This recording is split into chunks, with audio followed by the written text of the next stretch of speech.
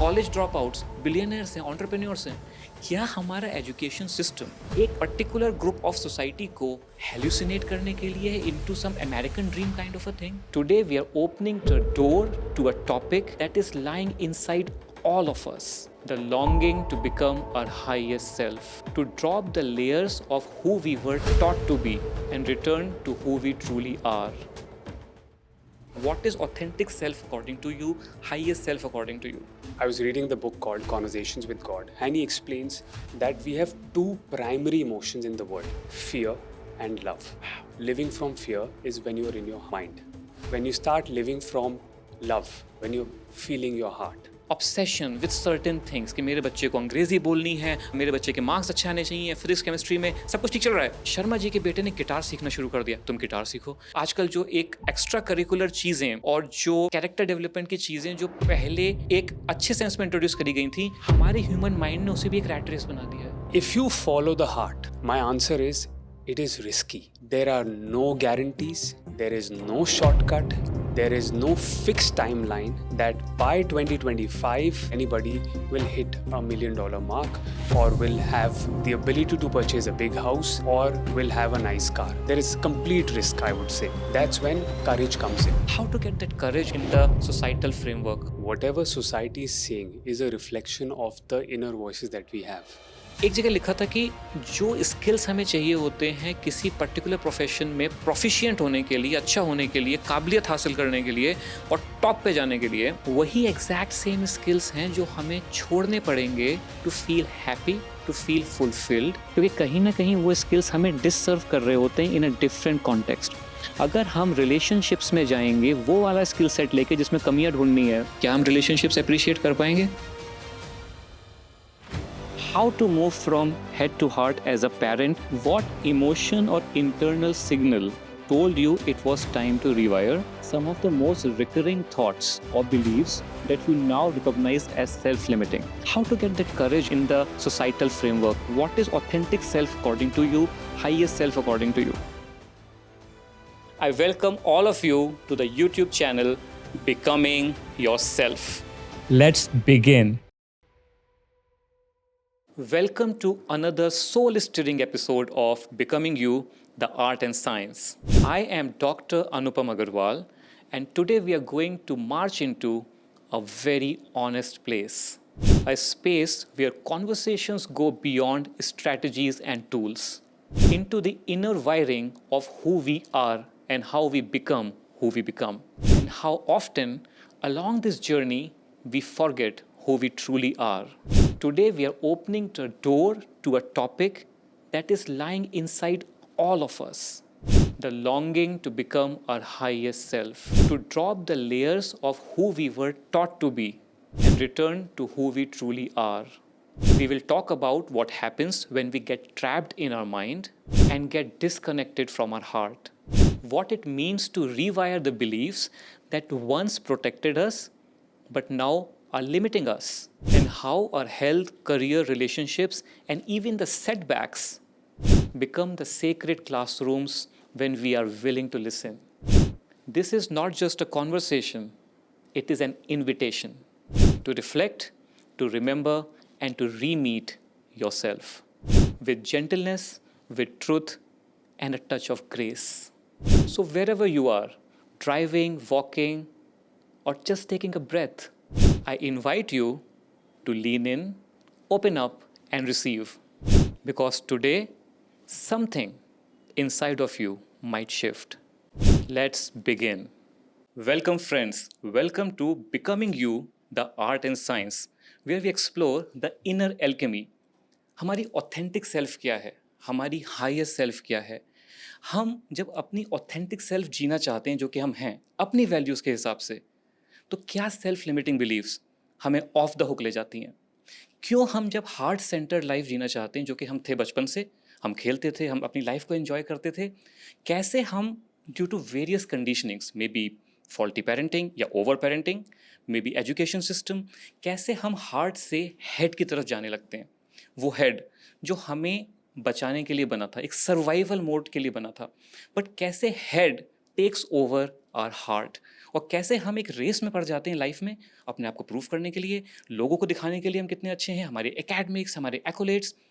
कहीं ना कहीं आप देखेंगे कि जैसे जैसे हम अपने हार्ट से, अपनी ऑथेंटिक सेल्फ से, अपनी रियलिटी से दूर जाने लगते हैं, हम दुनिया को तो सेटिस्फाई करते जाते हैं, बट कहीं ना कहीं ये खालीपन रहता है। कुछ लिमिटिंग बिलीव्स डेवलप हो जाती हैं जो हमें हमारे जो ट्रू गोल्स हैं, हमारी हेल्थ के, वेल्थ के, करियर और बिजनेस के, रिलेशनशिप्स के, हम उन्हें नहीं जी पाते। तो कहाँ पे गैप्स हैं, हम उन्हें कैसे पूरा करें? This is the basic essence of becoming you, the art and science, where we call people who have transcended these limitations in their very which ways, और हम उनकी जर्नी के बारे में बात करते हैं।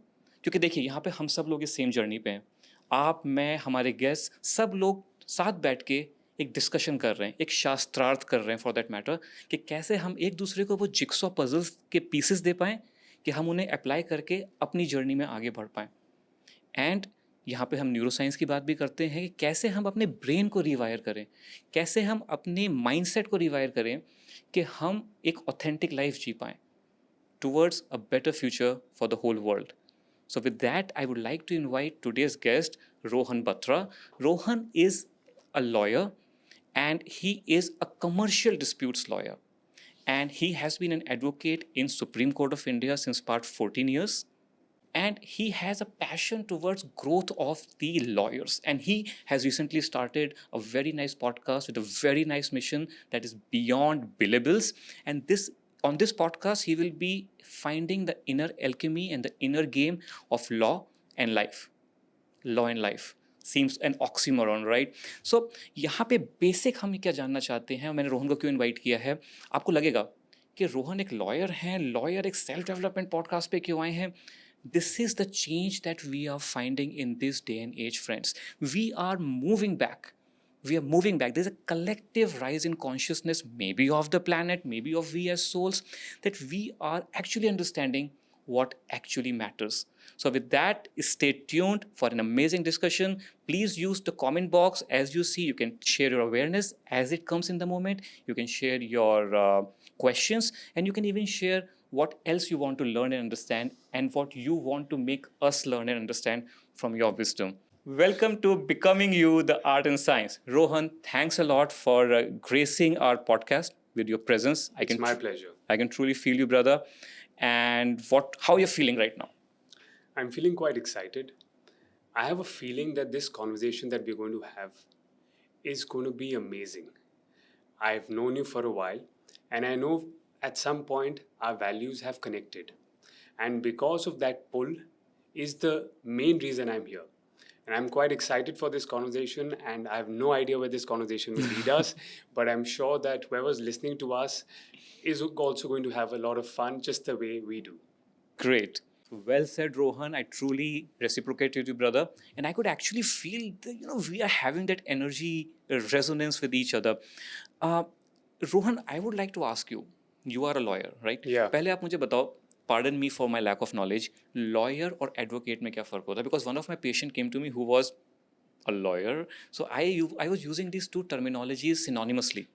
But she told me, sir, lawyer is different, advocate is different. So I do not know. Please explain in your terminology. What is a lawyer? What's the difference? So there's a very simple difference. It's actually a very good question, first of all, Anupam.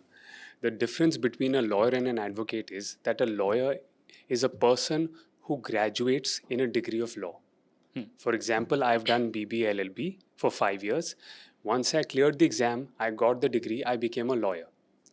An advocate is someone who is licensed by the Bar Association or by the Bar Council of India or by the Bar Council of your state and is given the license to practice.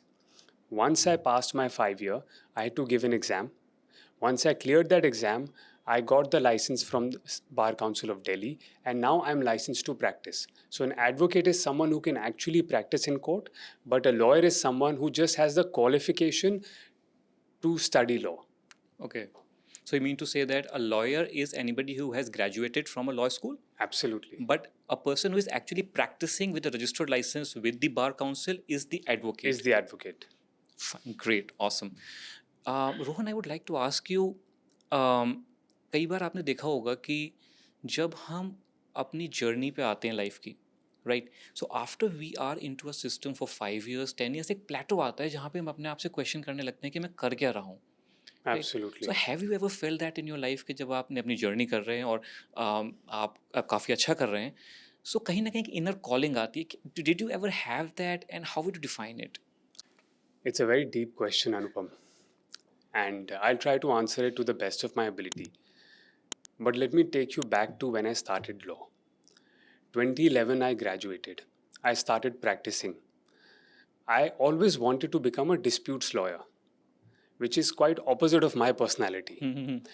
But there was a lot of joy and excitement I used to find in standing up in court, addressing the judge, and handling the excitement of a dispute. ये सब बहुत अच्छा चल रहा था. After 5 years into the profession, I started getting that itch. I have to start something of my own. I have to do something of my own. I can't stay stuck in a law firm. I'll become a furniture. I'll become like everybody else. That was the initial itch. I held on to it. I listened to my seniors who said, Abhi bahut, it's too soon, Rohan. 5 years mein you don't start like this. It's a profession for seniors. You have to wait. Wait for maturity.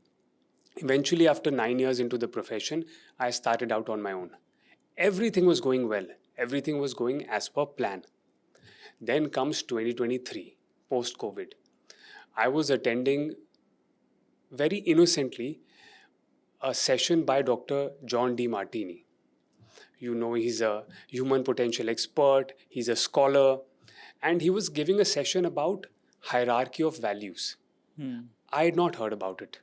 I'd heard about value system, principle centered living, but what was hierarchy of values I was listening to the first time. Then he explained that each individual is living or not living as per their hierarchy of values. We may say that my value is to become a growth coach or my value is health, but you have to look at it in your actual life whether you're leading that or not. And your actual life is the real example or the scrapbook कि हम अपने value system के हिसाब से जी रहे नहीं. So he created a system about 13 questions. I went through that exercise with him online for 2 days. And after 2 days, I had completely changed. It was like an awakening for me. After 2 days, I had realized that what am I doing? I'm not even living as per my highest values. I say I want to be healthy, but I'm doing the complete opposite. I say that I want to work in personal development, improve myself, become a better lawyer, but I'm doing something else. It was an eye-opening exercise, Anupam. Since that time in February 2023, I have not been the same. I have asked these questions, which I used to make fun of. What is my purpose in life? Why am I here? मुझे करना क्या है? And then, after spending about 2 years searching for that answer, I found what my highest values were. Wow. And as you're explaining this, I am having an inner aha moment. So that for that matter, जो आप values की बात कर रहे हैं, values जो मैंने experience किया है, यू वेरी राइट. और मैं इस चीज़ को थोड़ा लेटर इन द पॉडकास्ट लेके आना चाह रहा था, बट आई एम ग्लैड आपने अभी लेके आ गए. वैल्यूज़ जो हैं, may be the feelings that we want to feel at a higher level, या जो चीज़ों को हम प्रायोरिटी पे एक्चुअली में रखना चाहते हैं, जो हमारी ऑथेंटिक सेल्फ चाहती है, हम उससे दूर क्यों हो जाते हैं? आपको एक अवेकनिंग आई जब आपने वैल्यूज़ टेस्ट किया, आपने अपनी वैल्यूज़ के बारे में जाना. क्यों हमारा एजुकेशन सिस्टम जिस पे हम इतना पैसा लगाते हैं, माँ बाप पागल रहते हैं, लाइनों में लगते हैं बच्चों को स्कूल में घुसाने के लिए कि हमारा बच्चा पता नहीं क्या बन जाएगा, वहाँ पे हमें हमें हमारे बारे में नहीं सिखाया जाता कि हम कौन हैं, हम क्या चाहते हैं. क्यों हम पेरेंट्स के well intention parents, I am not saying that they are wrong, Absolutely. But well intention parents, well intention teachers जो होते हैं, वो हमें हम क्या चाहते हैं उससे दूर ले जाके एक सेट नॉर्म्स में बांधना चाहते हैं कि हम 30 years में 40 years में जाके एक वैल्यूज टेस्ट पे डिपेंडेंट होते हैं, जो मे बी हम करते मे बी ना करते, और अगर हम ना करते तो हम अपनी लाइफ उसी तरीके से जी जाते जिस तरीके से हम जी रहे थे. So where is the gap? Where is the gap? Is the gap in the parenting? Is the gap in the education system? कि हम अपने आप को ही नहीं जान पाते. अगर मैं किसी चीज़ में अच्छा फील करता हूँ एज अ चाइल्ड, क्यों मुझे बता दिया जाता है कि मुझे मार्क्स ज़्यादा लेके आने हैं, मेरे मार्क्स ही डिफाइन करेंगे इन द एकेडमिक सेंस कि मैं कितना अच्छा हूँ. मेरा इंटेलेक्ट जो है या मेरा जीनियस है वो और चीज़ों में क्यों नहीं देखा जाता? क्यों क्यों रोहन? कॉलेज ड्रॉप आउट्स, आपने भी देखा होगा college drop outs. Aamir Khan class 10th के आगे नहीं पढ़े, सुपरस्टार, सारी दुनिया उनके पीछे है। आप देखेंगे कॉलेज ड्रॉप आउट्स बिलियनर्स हैं, एंटरप्रेन्योर्स हैं। क्या हमारा एजुकेशन सिस्टम एक पर्टिकुलर ग्रुप ऑफ सोसाइटी को हेल्यूसिनेट करने के लिए है, into some American dream kind of a thing? So values के बारे में आप बात कर रहे हैं। मेरा क्वेश्चन ये है कि first of all authentic self को आप कैसे डिफाइन करते हैं? ऑथेंटिक सेल्फ और वैल्यूज जो हमारी हैं वो कहाँ इंटर रिलेटेड हैं, और हम कहाँ पे ऑफ ट्रैक चले जाते हैं? So first of all, what is authentic self according to you, highest self according to you? So these are very difficult concepts to explain. And I would say अनुपम ये बहुत abstract होते हैं. Let me give you an example. I have a nephew at home. आपके भी कोई घर में कोई छोटा बच्चा या बच्ची होंगे, right? As a child, you see when they start growing up, they know what they don't want. They know what they want. Perfect. This is what Dr. Robert Greene, who's a famous author of 48 Laws of Power, says. These are our primal inclinations. They are encoded in us the moment we are born and we start having a little bit of consciousness in our life. So as primal inclinations, kuch cases mein they get encouraged. For example, in case of, let's say, Sachin Tendulkar, he was always passionate about the sport. His parents supported him. His coach supported him. The academy supported him. And eventually the whole world started supporting him. So that is a clear example of someone who's followed through his primal inclinations. Someone who's passionate about it, someone who liked what they're doing and have achieved massive results in life. This, in my view, is a clear example of someone living authentically. By authentically, I mean you live from a place of your heart. Which means, as again, going back to what Dr. John D. Martini says, if you're living authentically in Anupam, whatever activity you're doing, whether it's helping someone, talking on a phone, solving a jigsaw problem, you will be super energized. And we were just speaking about this before the podcast began, right? You said, when I did my podcast, it's like a sense or a strong sensation of oxygen flowing through my body. That is something which energizes you, is something that you're operating from your authentic self. As you're mentioning this, I knew that I'm feeling good, and I consider myself supposedly wisdomful for that matter. But the way you are adding new layer of awareness, I'm feeling, wow, I now have a logic behind why I'm feeling good. Maybe because this is my inherent value, and that is being expressed by virtue of me having quality conversations with people like you, people who I call on my podcast. Yeah, please continue. So that's part one of the question. Great. I'll try and answer the other two parts like a lawyer would, dissected one by one. The second part was कि हम ये क्यों नहीं कर पाते?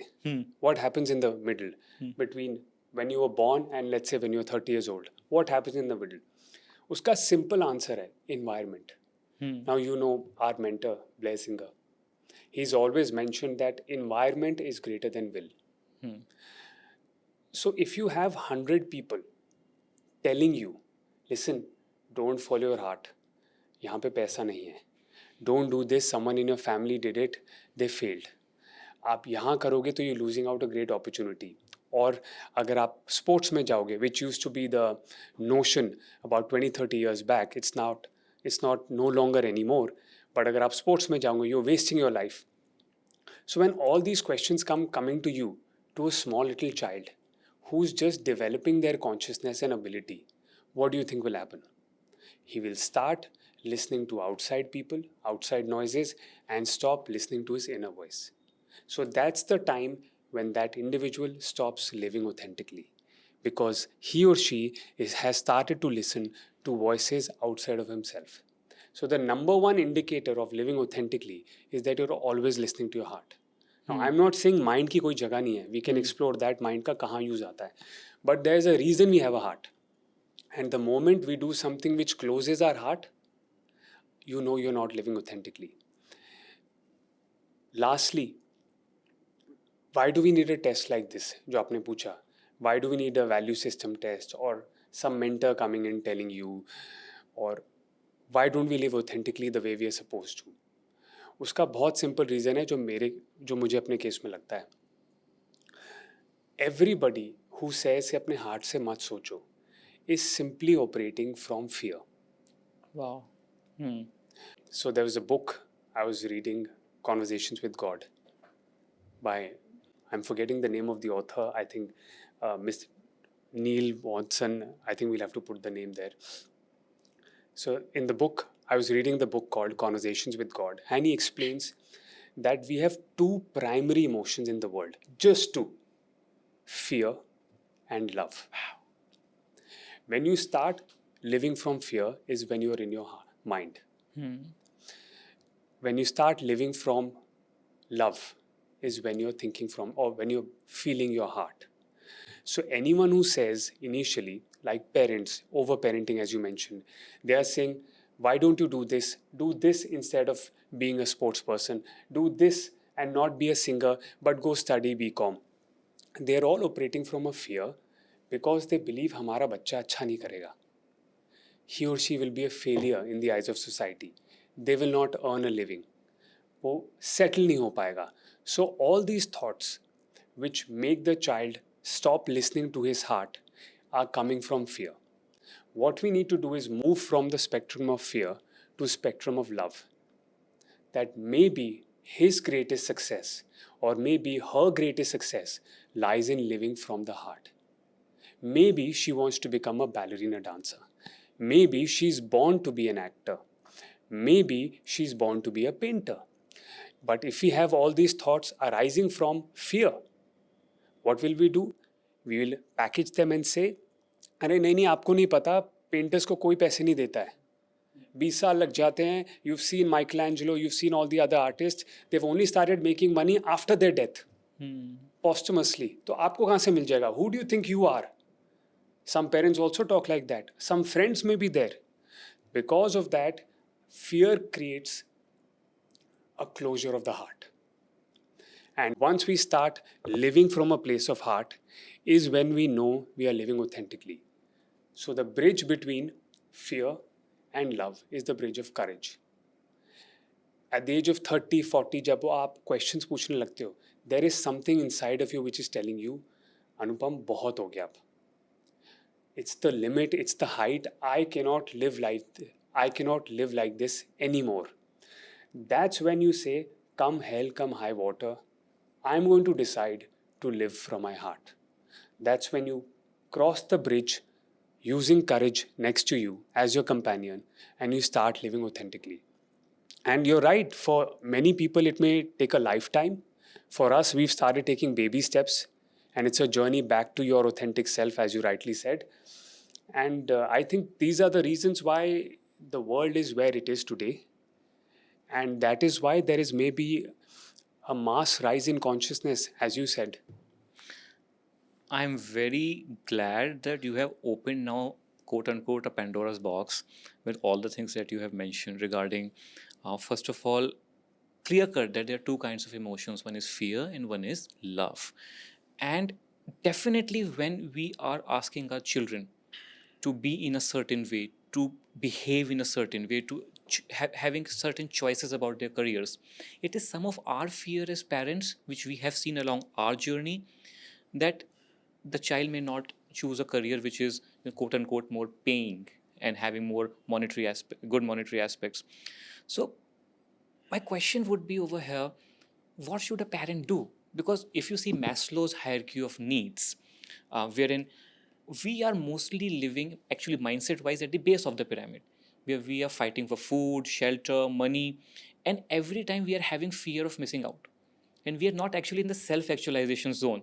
Yeah. So do you feel that especially countries like where we are, still we are doing very good, by the way, but we are still moving ahead with regards to our basic needs and fulfillment of needs at the whole country level, because we have to Absolutely. take everybody along. We cannot just talk about a few top 1% people. So as a country, if we have to grow, Rohan, and we have to live more authentically as a country, I can just assume that if 1.45 billion people start living authentically, what kind of a world guru we can become, which we were at one point in time when the rishis and the munis and the sages were living through their authentic values of spirituality and oneness with God. So where is the gap, and how, if I'm a parent right now and my child says, Daddy, I want to become a gamer, and my child, by the way, he plays the game of Call of Duty, if you know this game. Yeah. And when he's playing this game, he is like in a flow zone. So as a parent, although I talk about self development, about consciousness, about living authentically, I find myself a bit in a tough spot. Why should I not tell him, okay, you may pursue engineering, medical, because these are more safe? I also assume that middle class Indian parent mindset, right? Absolutely. So how should I train my nervous system not to feel fear and think from the head? And how should I allow myself to have that love centered thing and feel from the heart? And why is this journey from head to heart so tough? It often takes lifetimes for people to go from head to heart. And since you mentioned courage, sometimes the courage that we have isn't enough. And that is why maybe we need people like mentors, gurus, and I call them modern day Krishnas, Yeah. who appear magically in our lives, embodiment of the energy of Krishna channelizing through them to us, we being the modern day Arjunas. So all in all, how to address this topic of what should the parents do, how should they move from head to heart, how should they come over the fear and start operating from a place of love, authentic love, towards that soul that has come in their life, who has chosen them, and they are just the facilitators in their journey, not a controlling kind of a mechanism on their journey. How to move from head to heart as a parent to let our children live authentically? It's again a very, very deep question, Anupam. Although I'm not a parent, but I have my parents, and I know where the missing gap is. It's in first educating ourselves what this dichotomy of heart and head means. So first, I think as human beings, we need to understand why do we have all of this, maybe from a spiritual level. I mean, you know this better than most people that at the core of it, at the essence, we are a soul. A drop from the cosmos entered into the physical realm. Now, this soul is covered around by a heart, which is all love, which is all emotions. The heart knows no boundaries. It's the heart. Now, because the heart is so free, whoever's the creator, they thought there needs to be something to also reign in the heart, to protect the heart. That's why the brain was created, the mind. The mind is the logical creature. It is there to protect the heart, to channelize the energies of the heart into pursuits and endeavors which ultimately help the heart. So we have the soul, housed by the heart, further housed by or protected by the mind. And all of this is contained in a vessel called the body. So if this is our basic mechanism, then we know that the power comes from the heart. So any activity that we are doing, are we enjoying, not enjoying, that is a force coming from the heart. If there's any primal inclination, as Dr. Robert Greene says, that, oh, I'm a very good person who paints, I'm a painter without even having done a lot of paintings, or I can sculpt really well, then that's something which is coming from the heart. But now you need direction. You need how to channelize this energy. You need to know what are the 1, 2, 3, 4 steps that I need to take. That's when we need to use mind as the machine to say, okay, if I need to go from point A to point B, these are the things I need to do so that I can walk the path of the heart. And the body is therefore my entire vessel, my vehicle, which takes me from point A to point B. Now, all of this abstract stuff, let's apply to real life. If, for example, the child wants to play video games, wants to be a cricketer, wants to play soccer, in the initial stages, at least between 7 to 14, we must give the child as much exploration as possible because the child is yet to discover who he or she is meant to be. For the first 7 years is when, of course, the programming of the mind happens from 0 to 7. From 7 to 14 is when the child starts to awaken a little bit, develops a little bit of sense of independence. And that's when the child has to be exposed to various activities. So as a parent, what my parents did, and I think what they did really right, is expose me to plethora of activities. They made me join skating. They made me join taekwondo. They made me do swimming. They made me play cricket. I was allowed to play basketball. I did so many of these things, and then I realized, okay, this is what I like the most. This is where I'm good at, and this is what I can pursue practically. So, at the initial stages, let's say your child is 8 years old, we have to make sure that his interests have been fully explored. Once that step is done, we need, if let's say it's video gaming, and sometimes as parents I've seen the concern is that यार ये addictive तो नहीं हो जाएगा, इसकी आंखें खराब हो जाएगी. He's not getting any physical exercise. See, all those are downsides. As long as he is operating from a place of enjoyment, the way you feel it, not dopamine hits. So the clear distinction we have to make between video games and any real life pursuit is that dopamine hits in real life come very slowly.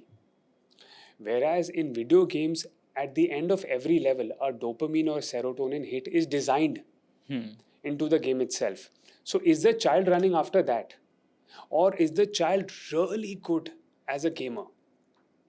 And he can really regulate his time like someone would like to swim, right? If they are swimming and they want to swim every day, are they doing it like a ritual? So let's take the example of a swimmer. Why confine ourselves to someone playing video game? If he likes swimming, a child can say, Mom, Dad, मुझे ना 5-6 घंटे पानी में छोड़ दो, आप जाओ. I love being here. That's his initial excitement. We need to acknowledge that and say, okay, fine. But over time, this excitement is also going to be replaced by real life. And that's when we need to say, is he really interested in swimming? That he wants to pursue the next level? Or this is just for enjoyment? If this is for enjoyment, then we know that this is a pastime hobby. He can do it whenever he pleases. But if he's serious, if he's a serious swimmer, is he a serious gamer? Sometimes these days in US, I see there are serious gamblers who train a lot in cards. Just like someone is training as a gamer, they train in poker. All their life, they start playing poker from the age of 15. Apart from the moral issues around it, but the point is he playing with the perspective of creating a career out of it? Then yes, we must encourage. Why not? Maybe a completely different path from you and I. Completely different path from someone who we know. But if that's the path the child is choosing, then is the job that we act as enablers for the child to move forward. But for that, preceding all of this, we need to understand how to explore their interests. How to make sure we have a discussion with the child that is this something worth pursuing a career? And if after that is yes, is he like making it a daily ritual where he's practicing, training, not just playing for fun, but also playing to train?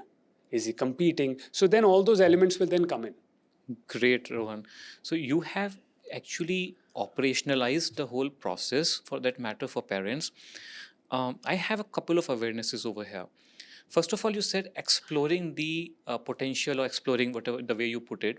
That's very nice actually, because what I found that as parents, most of us present a la carte kind of a thing. Okay, you do this, pick and choose from our side what we have found to be working good for most of us, and then we want the child to consume that. Maybe those choices of subjects, maybe physics, chemistry, biology, or you take physics, chemistry, mathematics, you want to be an engineer. The crazy part is many a times the parents decide even like when the child is 2 to 3 years old who he should become based on their perspective when they were having their timeline of education. So letting the child explore the possibilities with regards to cycling, skating, all these things will give the child's nervous system a taste of as the life is happening. Absolutely. As a different, the life is serving different flavors on the platter. Absolutely. Based on his spiritual inclinations, emotional, mental, or physical inclinations. He might be wishing to be a very good cricketer. He might be wishing to explore the religious side or the spiritual side. So when we allow him to pick and choose as a buffet from different flavors and different spices that the life has to offer, Absolutely. then he can actually pick and choose. How nice the life would be, Rohan, if we can actually have that kind of a parenting for children, right? And then you secondly, on the second aspect, you said the dopamine hits, which is very nice, because maybe we may feel the child is happy and we may feel that he's enjoying, which he may definitely be, but is it a dopamine hit? And he may be switching things one after the other, because you rightly said gaming thing is designed in a way to increase the dopamine spikes with each level progressively. Absolutely. Is he becoming an addict, or is he actually enjoying it? And how to ascertain whether it's going to be something he wants to pursue, by virtue of can it be converted into a career, and then whether he is actually pursuing it with regards to getting trained, doing the things that are needed, going to competitions, and actually some progress around it. So this is a very good manual for the parents with regards to who do not want to cage their children into just NEET examinations or IIT examinations or other examinations, which are very good, by the way, if the child wants to do it. But if we are talking about authentically letting the child live, this can be a very good recipe. My question over here is, why as parents we do not give our children the freedom to fail? The freedom, because let's see it, when we say we have to give, or we may give, or we choose to give freedom to be authentic self to our children, it comes with the barter of failure as well, because everything the child chooses to do, maybe for 2 years, 3 years, 4 years, may not be converted to a profession. He may lose interest. So can we, or should we allow them to have freedom to fail and operate from that space of calmness, that there is no pressure, it's just what they are pursuing? Yeah. Seventh, so if I find a child who is in class 11th or 12th, maybe 16 or 17 years of age, who is still figuring out what he wants to do, is he not lagging behind in the quote unquote race which we actually are in? So, how to be more practical in this journey from head to heart, from thinking to feeling, from possible fear or over analysis to actually love? How can we stay in the practical zone? Anupam, again, very heavy question.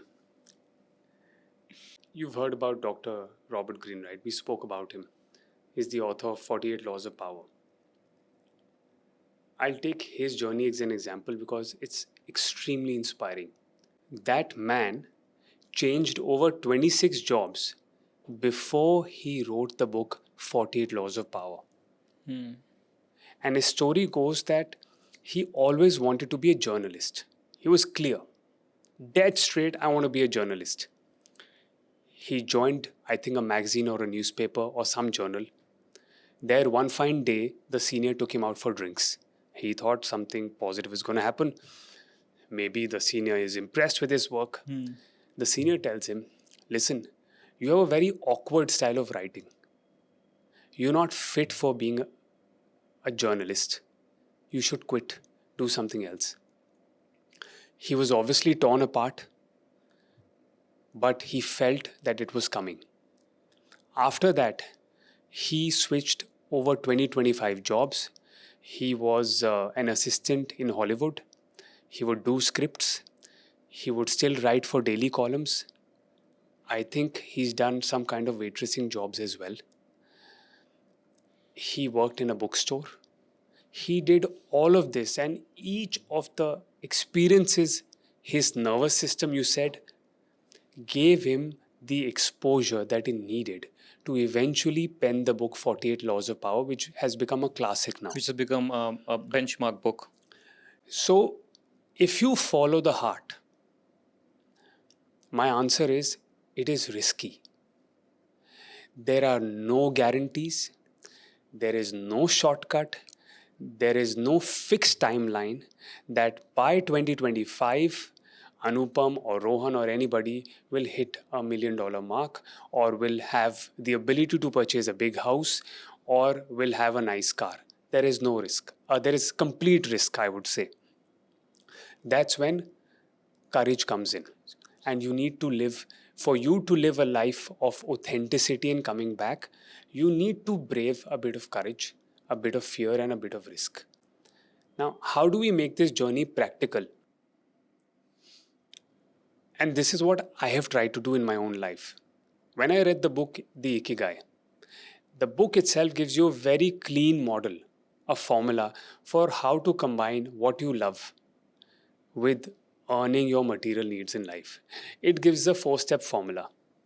It says that first, let's find out what you like the most. Second, figure out, are you really good at it? Because you may like something, you may like reading a book, or you may like playing cricket, but are you really good at it or not? 3, is there a need that the world needs that you can solve through what you like and through what you're good at? So it's, let's say in this world today in India, cricketers are treated just next to God. They're treated as avatars. So there is a need that cricketers can fulfill by providing a lot of entertainment, by providing a lot of inspiration to the world. So the need is getting fulfilled. And lastly, are the people willing to pay for it? If all the 4 boxes are checked, then you can authentically live and also practically live, so that you make the money that you want, you can fulfill your material needs, and also have a lot of enjoyment in life. As you mentioned, Rohan, at the start of the conversation, that and how I perceived it to be, if we are living all love, it will be very vague. We need brain or mind to give some structure to it so that we can channelize the energy of love to create something meaningful for the world. Absolutely. And as you are mentioning this, that regarding the book Ikigai, which you have mentioned, um, whether we are really good at it or whether we have a plan around being good at it sequentially, and whether the people will pay for it or not. So maybe the practical aspect is living authentically with love, yes, but having some capitalism also around it with regards to how it can be converted into a model so that it keeps on happening. And I have that drive to do it because it is actually not just draining me, but it's actually compounding over time. My question over here, Rohan, is um, you mentioned Robert Greene's journey with regards to how many times he failed and he lived. Yeah. In the journey from head, and I will keep on mentioning that again and again because I feel this is the basic crux of it, living authentically. Yeah. The journey from heart to brain, getting conditioned with parenting, education system, self-limiting beliefs, and then a journey back home to the heart, returning back to the authentic self. So when I'm returning from my head to heart, keeping my head and the logic alive, but coming back home, how do I develop this courage? Because the society may invalidate me at some point in time, may call me like as per their model of judgment, I may not be fitting in. I may be doing something totally outrageous, and then I may be questioning myself at times. So when this emotion is building up, and as you know, perturbation is basically the process by which diamonds are formed, that they're under extreme pressure, and then there's molecular recrystallization and they become diamonds. So once Absolutely. a coal chose to sustain that pressure and it became a diamond, just because it could sustain that pressure, it had the courage. As human beings, we have emotional turbulence. So when the emotions are high, I'm trying something new, I'm leaving some zone of safety, maybe a profession, maybe a salary structure I was having, I'm coming to the zone of the heart. Now during this transition, I may be losing friends, I may be losing certain people, I may be losing a job, I may be having self doubt at times. During this journey, I may be having ups and downs of emotions. So many people might be going into drugs, alcoholism, maybe even depression, and maybe masochistic habits, maybe suicide, because they may not allow themselves to have the courage to go through that perturbation form, which if they allow them to be, they can land into the diamonds of the heart, to the rubies and those crystals. How to have that courage? Is the society, because we have to be a part of society as well, so is the society going to allow that? And comparing West with East, where we are, um, don't you feel that the societal judgments are pretty high with regards to what Sharmaji's son is doing, what Vermaji's son is doing, and we actually pull the person who wants to live in authentic self into our own storm? So much so, then when 10 people around a child are saying the same thing, the same judgments, the same patterns of judging that person, how can that person be the next Sachin Tendulkar? How can that person be the next billionaire who creates a startup, an app which clicks picture of food and tells the calories and becomes an overnight millionaire? Yeah. How can that person still remain authentic with that courage? How to get that courage, Rohan, in the societal framework? I think, Anupam, society apart, whatever society is saying is a reflection of the inner voices that we have. Wow. The first step that we need to do is to give ourselves permission to fail. And fail not in the sense that I failed in life, there's nothing that I can go and do anything about it. Failure here is just feedback. When automated missile guidance systems were developed and they had to decide how should a missile from point A to point B should reach, they installed a guidance system.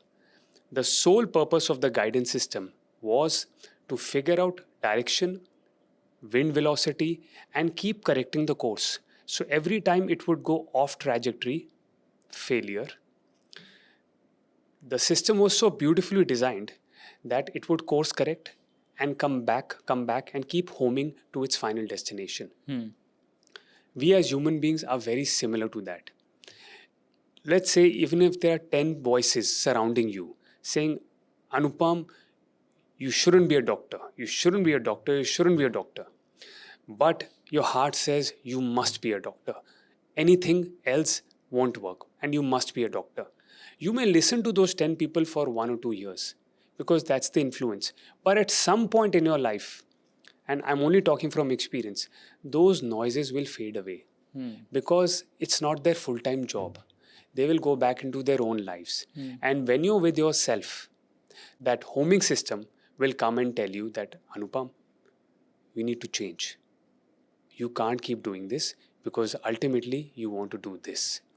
So when you start listening to that homing system is when you take the first step of courage. Because most of us have muffled that noise deep down inside. We're not even listening to it. So the first step of courage, and it doesn't have to be any bold action. It doesn't have to be you climbing over a bridge. It doesn't have to be you announcing to the world at large. It just has to be you sitting quietly by yourself and asking yourself one question. What does Anupam want to do in your life? And there's a fantastic exercise to do this, which I have done in my own life. If, with your permission, we can do this exercise at this very moment. Yeah, we can do that. So I would want you to close your eyes. Imagine you're standing at the lowest point on a plateau, and right in front of you is the tallest mountain that you've ever seen. Now, before you are thousands of steps leading up to that mountain. Imagine what the weather is going to be like. It's nice and a little bit of cold. You can see and feel the warm sunshine and the sun rays falling over you, falling over your neck, your shoulder. It's a sensation you're familiar with, and it's been a long time that you felt that before. Now imagine you're walking up each stair along the way.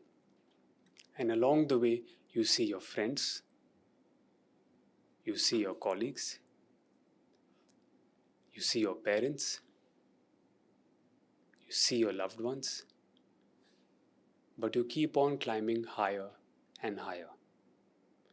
You keep climbing every step until you reach the top of the mountain. Now imagine you're standing on the top of the mountain and the world is actually beneath your feet. there are no limitations. There are no barriers. Nobody can see you. In fact, you're the only person who can see the entire world in just one glance.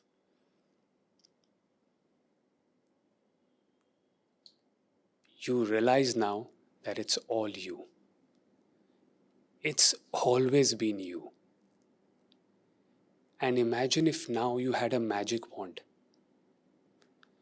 What is that one thing that you would want to do with that magic wand? What is that one thing you would want to call in your life? What is that one thing that if you were godlike, or if you had the powers of any godlike creature, what is that one activity that you want to do to serve people, to help people, to enjoy?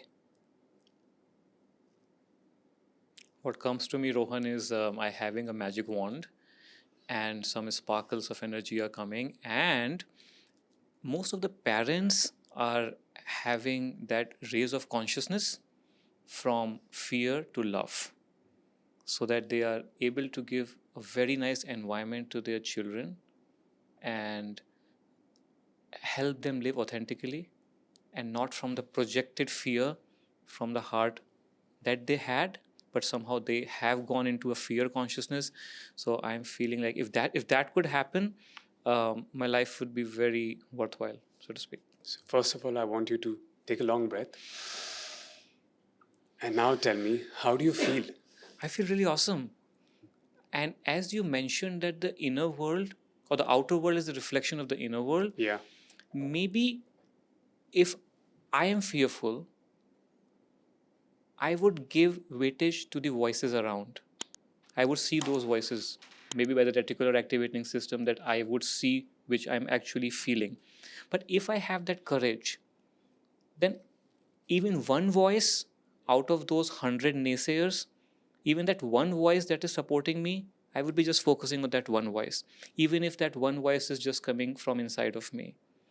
So rather than blaming the society, rather than um, rather than putting them on the spotlight, I can change my own things with regards to what I want to be, who I choose to be, and then move forwards with that. And that can be the source of courage. And that's when the change begins with you. So when we talk about courage, someone who quits the job doesn't decide overnight. Most people don't decide overnight to quit jobs like this.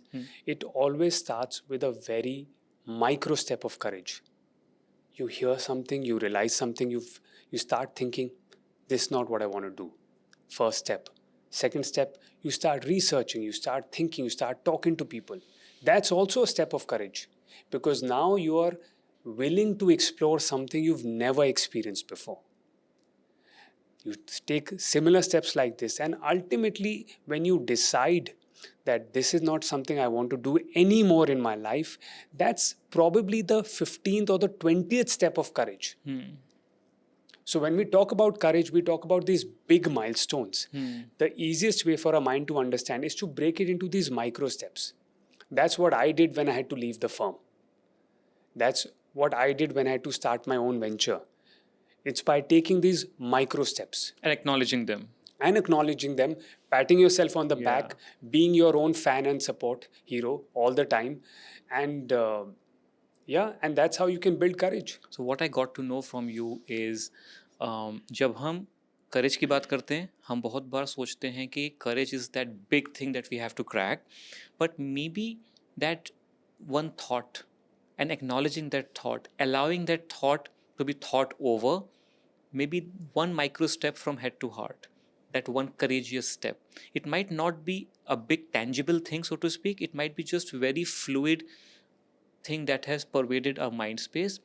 And then taking small action, maybe researching, talking to a friend, joining a course, listening to that video, pulling myself out of the comfort zone and moving towards that, eventually compounding and leading towards that big thing that may happen eventually over time. Absolutely. And I think कहीं ना कहीं अनुपम हमें ये principle of mind to heart ना overcomplicate नहीं करना चाहिए, Hmm. Because this is a very abstract concept. Hmm.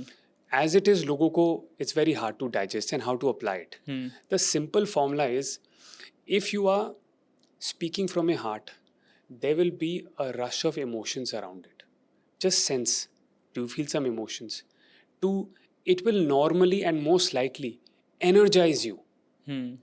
अगर आपको थोड़े से emotions feel हो रहे हैं and it's energizing you, it's like charging your battery, you should know that you are doing something from your heart. And all now you have to see is, क्या मैं ये sustained period of time के लिए कर रहा हूँ नहीं कर रहा, क्या same energy emotions am I feeling over a course of 3 months, over a course of 6 months, then you know हाँ ये मेरी calling है. क्योंकि काफ़ी बार कुछ चीज़ें hobbies बन के भी रह जाती है. Hmm.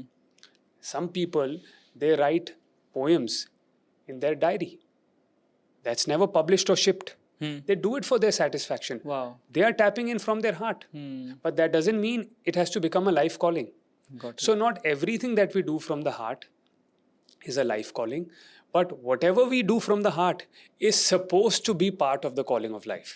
Wow. So this means that even if somebody is doing something that he feels quite lively doing that thing, and he feels connection with the heart, and he feels self-love doing that, that is an expression of life force and energy that that person can do. Absolutely. Whether it has a ripple effect of getting converted into a profession, second profession, side hustle, that will happen. But the first micro step is allowing those feelings and emotions, those biochemicals to flow through my system and actually do what I'm supposed to be doing. Yeah. Rather than trying to packet it into a funnel, so to speak, or a business model, so to speak, at the first step. Let's live life. And then let the brain do its job. We have a subconscious success mechanism inbuilt. Once we know it's coming from the heart, our mind will give us ideas. Funnel बनाना है, webinar करना है, program or seminar करना है. Those are all thoughts sent out by our minds to help it convert into reality. But आपने एक time पहले ये भी पूछा कि हम as parents failure होने क्यों नहीं देते? I think the question there is, Anupam, have those parents allowed themselves to fail in life? So आपने अगर खुद ही अपने आप को परमिशन नहीं दी फेल करने के लिए, how would any parent allow their child to fail? True. And it's our association with the word failure. The word failure, somehow we believe, means once you fail, that's the end of life. There is nothing beyond this.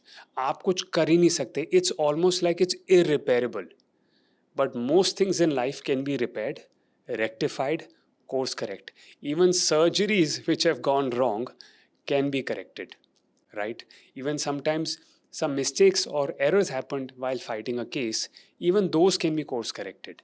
So failure is just feedback. We have to change our association with the word. जब एक बच्चा, and I'm seeing this live in my life, I used to read about this. I see my nephew holding a spoon and putting a bite in his mouth. पहले his spoon would go all over. Left, right, खाना इधर, पीछे उधर, left, right जा रहा है. Now, over time, his hand has trained, his mind is giving the signal to pick up the spoon, use the spoon to pick up a piece of food and then put it in his mouth in the right direction. हम इस simple movement को automatically accept करते हैं कि यार ये तो होते रहता है. ये तो होते ही रहता है. But for a child, there is a lot of trial and error. And ultimately, it becomes a pattern like this. So the reason why I shared this, Anupam, is when you're making these trial and errors, you're allowing your mind to discover what is the right pattern. So these errors and feedback are necessary for us to discover what is the right path. Because it's not like we know what the right path is.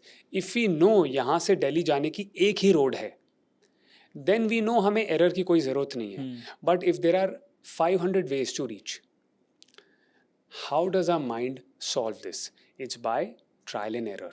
So error is necessary for us as a feedback loop to tell us and guide us back into the right path.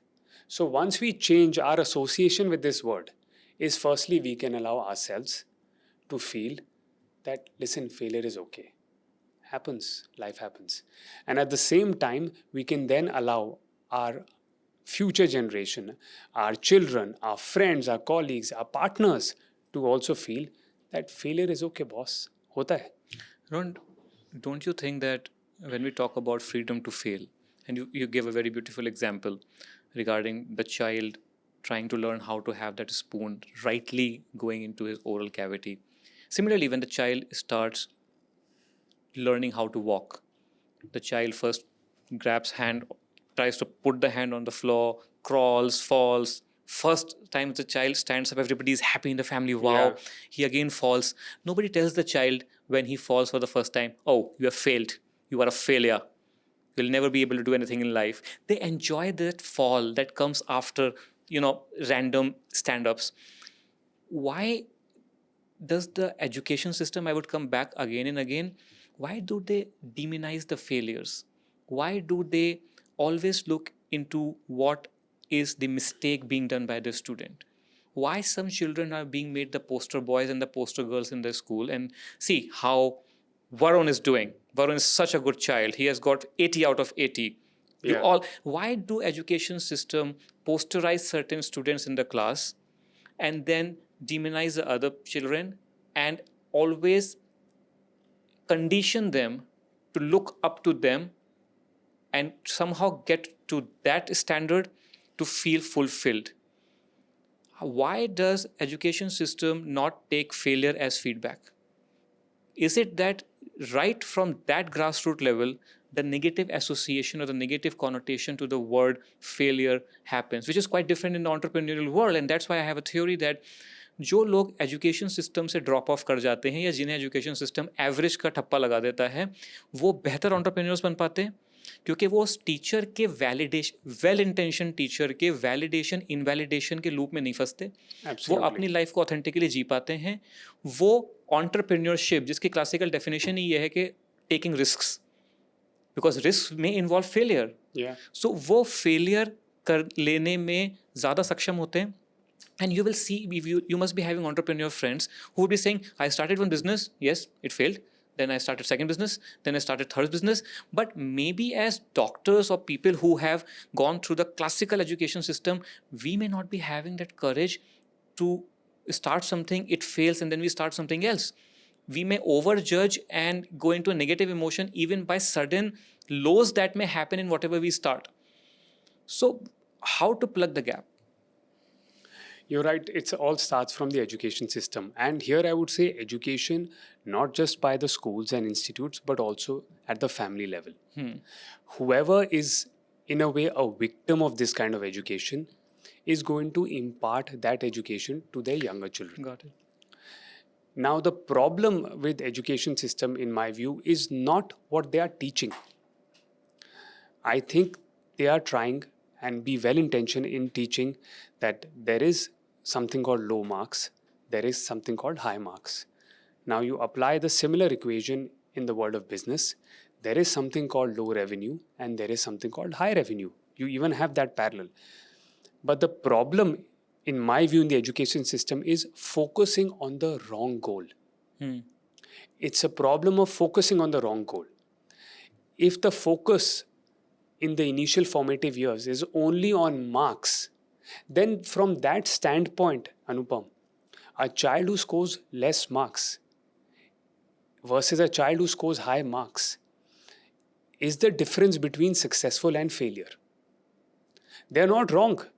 What they're wrong is in choosing that goal, the goal being marks. Whereas when we know whatever we are going to learn in the first 13, 14 years of schooling is not going to matter that much. What will matter is the character development of a human being. How skilled can he become? What kind of a human being, जैसे हमारे parents बोलते हैं, आप अच्छा वकील तो बाद में पलो, पहले अच्छा इंसान बनो. Wow. अगर इन चीज़ों पे फोकस हट जाए और आपका फोकस सिर्फ मार्क्स पे रहेगा, तो obviously you will and up glorifying someone जिसके 100 out of 100 आए हैं, and you will end up ridiculing or minimizing or undermining someone जिसके 20 out of 100 आए हैं. Natural सी बात है, because that's the goal you chose as an institute. But if your goal was, let's shift now for a moment hypothetically from marks to character development. If the entire institute has one goal, I want to create every student who enters my school as the student of highest capability, most skilled in its endeavors, in what the child wants, and impart him general knowledge of how the world works. Then how do you think the judgment parameters will be? Will they be looking at marks, or will they be looking at behavioral changes? What the person does, is he congruent with his mind, actions and thoughts or not? So moment you shift the goal from marks to character development, everything remains the same, the model remains the same, but the results will look different. So the problem in education system is not what they are teaching, is what they're assigning weightage on the goal is. If the goal changes, you apply the same system, the results will be different. That's my belief. Great, Rohan. And this is giving me some logic around when I see patients, and these are child patients, the parents will come in. And most of the times I see parents decimating the self-esteem of their children. And I most of the times cannot stand that happening in my consultation chamber, Rohan, because if you're not aware, ignorance is bliss at times. Yeah. But when I'm seeing that they're spending lots of money for the treatment of their children to make him look good, aesthetically good, anatomically good, but the choice of words, the sentences, the comparisons, the judgments, and the way of talking of these parents with their children would be totally decimating their self-esteem. They will not be appreciating even a single bit that the child is doing. You did not do this thing right, तुमने ये नहीं किया, कल को तुमने ये नहीं किया, तुम पता नहीं क्या कर रहे हो. And many times I've seen the parents will take the children to international trips. Yeah. और वहाँ पे बच्चे का खेलने का मन नहीं कर रहा, सपोज उसका हंसने का मन नहीं कर रहा. पेरेंट्स वुड इवन से हमने तुम्हारे ऊपर इतना खर्चा किया है, तुम खुश नहीं हो रहे हो, हम फोटो ले रहे हैं, तुम स्माइल नहीं कर रहे हो, लाइक अगली बार से तुम्हें लेके नहीं आएंगे. सो I don't understand why the whole parenting has gone off track in most of the cases. I'm not saying everybody, but many such cases. And then this is reflecting in the education system as well. Because when I have a chat with principals of schools, they say that, Dr. Nupam, parents want that. If we are not pressurizing the child to speak in English and penalizing him for speaking in a regional language, then the parents will not be happy, because parents want a British guy coming out of the school. Yeah. So I was talking about this in one of the earlier podcasts. A child enters, his mother enters into the room, my chamber, and the child exclamates, "Pankha," right, to a ceiling fan. The mother was like, as if it's doomsday. All of her self-esteem went down the drain, and she had sort of a panic attack on her face. इज्जत चली गई, right? लोग क्या कहेंगे, society क्या कहेगी, doctor साहब के सामने इन्होंने पंखा बोल दिया. And she says, and in a very condescending tone, आंख ऐसे करके, बेटा पंखा नहीं होता, fan होता है, fan. And I was like having my mouth mask, I was having laughter and anger at the same time. And we doctors have that mouth mask, which is definitely for sterilization purposes, like protection purposes, but it helps us hide our emotions as well at particular times. Yeah. So I was thinking, fan भी होता है, पंखा भी होता है, China में कुछ और बोलते होंगे, चाइनीज में, कैंटोनीज में, मैंडरिन में कुछ और बोलते होंगे. Why is that obsession with certain things कि मेरे बच्चे को अंग्रेजी बोलनी है, अंग्रेजों से अच्छी अंग्रेजी बोलनी है, मेरे बच्चे के मार्क्स अच्छे आने चाहिए, फिजिक्स केमिस्ट्री में सब कुछ ठीक चल रहा है. शर्मा जी के बेटे ने गिटार सीखना शुरू कर दिया, तुम गिटार सीखो, तुमने वो कर दिया. आजकल जो एक एक्स्ट्रा करिकुलर चीज़ें और जो कैरेक्टर डेवलपमेंट की चीज़ें जो पहले एक अच्छे सेंस में इंट्रोड्यूस करी गई थी, हमारे ह्यूमन माइंड ने उसे भी एक रैट रेस बना दिया है कि वो ब्रेन सीख रहे हैं, वो वैदिक मैथमेटिक्स सीख रहे हैं, तुम भी सीखो. We want our children to be best in everything. अब सब कुछ ठीक चल रहा है, बच्चा बिल्कुल कोशिश कर रहा है अपने आप को परफॉर्म करने की, अपने माँ बाप के जजमेंट्स पे पूरा खरा उतरने की. अब एक रियलिटी टीवी शो आ रहा है, उसमें बच्चा कुछ और टैलेंट एग्जिबिट कर रहा है, बिल्कुल। फोन किया, कल को वो क्लास शुरू हो गई. So we do not even ask our children what they actually want. We are bombarding them with academics, we are bombarding them with social skills, we are bombarding them with everything. We are not actually understanding what the child wants. And the child has a fully packed schedule, more than maybe the busiest doctor or the busiest lawyer. They have to go to their school, then swimming class, then this class, then that class. By the time they come back at 11 p.m., they are fully trained. At all these places, barring few places, at all these places, they are being compared, judged to perform the best, and the parameter would be perform best than the rest. One more example. One of my patients is a child. He had, suppose, 40 marks out of 50, or maybe 44 marks out of 50. And he was rejoicing. 44 out of 50, wow, I did well. The teacher sees him happy. Now the teacher feels, how can the child be happy? He has got 44 out of 50. The other child has got 49 out of 50. If he gets 44 out of 50, how will he survive the rat race towards percentiles, towards competitive examinations, towards this and that? And when the child's nervous system is feeling happy for that 44, at that point in time, he could have done better later on. But at that very instant, the teacher exclamates, hey, don't be so happy. The other child has got 49. Do better next time. And you burst the balloon of joy. You burst the balloon of joy. So, how to see? We may read 10 books on self-development. We may create 10 podcasts, even going further deep down into the whole concept. We may actually bring in influencers and people who celebrities into making people understand what the journey from head to heart is. But if we are not willing to do that, if we don't want that courage at the stage of the parents or the teachers, because we need to be courageous first, only then that courage will reflect in the child. Yeah. So how, on a scale of 1 to 10, how much do you feel that we can actually do it at a collective level?